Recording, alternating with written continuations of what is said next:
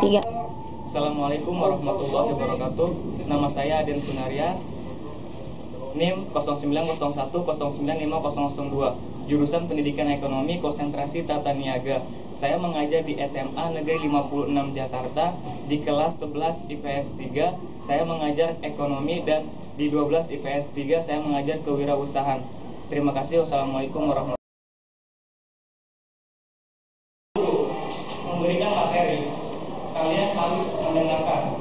Nah, mendengarkan ini tidak cukup sekedar mendengarkan. Kalian mendengarkan, kalau guru menyampaikan materi, kalian hanya mendengarkan, itu akan masuk kuping kanan, keluar kuping kiri. Nah, bahkan jangan sampai rumah kalian masih ingat. Bahkan sampai pintu ini saja, kalau kalian hanya mendengarkan, kalian pasti akan lupa materi tersebut. Nah, setelah mendengarkan, kalian harus mencatat hal yang penting yang telah disampaikan oleh guru. Ini sangat penting sekali. Nah, mencatat ini pun tidak sampai dengan mencatat. Ada hal lain yang harus kalian lakukan, karena mencatat belum tentu kalian membacanya. Yang ketiga adalah bertanya.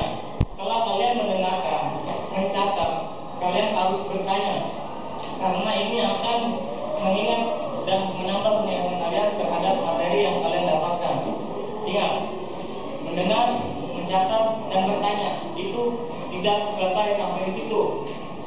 Materi yang kalian dapatkan itu hanya menginap di otak kalian. Ingat, menginap pasti bisa pulang kembali rasanya. Nah, terakhir, setelah kalian mendengarkan, mencatat, dan bertanya, kalian harus merealisasikannya atau mempraktekannya.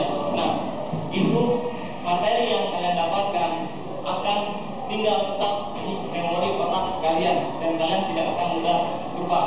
Jadi, usahakan setelah seorang guru, saya ataupun guru yang lain, kalian itu mendengarkan, mencatat, bertanya, dan sampai merealisasikan ilmu yang kalian dapatkan. Itu akan tetap di memori kalian dan tidak akan keluar, masuk kuping kanan, keluar kuping kiri. Nah, ini saya rasa ini sangat penting, karena ini untuk kalian, dan mudah-mudahan saya harap kalian bisa melaksanakannya. Yang pertama adalah pengangguran normal, yang dimana pengangguran normal ini adalah golongan angkatan yang kerja yang betul-betul tidak mendapatkan pekerjaan karena pendidikan dan keterampilan yang tidak memadai. Ini yang disebut dengan pengangguran normal, di mana pengangguran tersebut orang yang benar-benar tidak bekerja, dan di selain itu pendidikannya yang kurang dan tidak memiliki keterampilan atau skill yang lain. Ini yang disebut dengan pengangguran normal. Nah, yang kedua adalah pengangguran terselubung, di mana pengangguran ini adalah golongan angkatan kerja yang melakukan pekerjaan tetapi aslinya tidak cukup untuk memenuhi kebutuhannya. Nah, orang ini bekerja tetapi dia tidak, hasilnya itu tidak mencukupi kebutuhan hidupnya, maka disebut dengan pengangguran terselubung.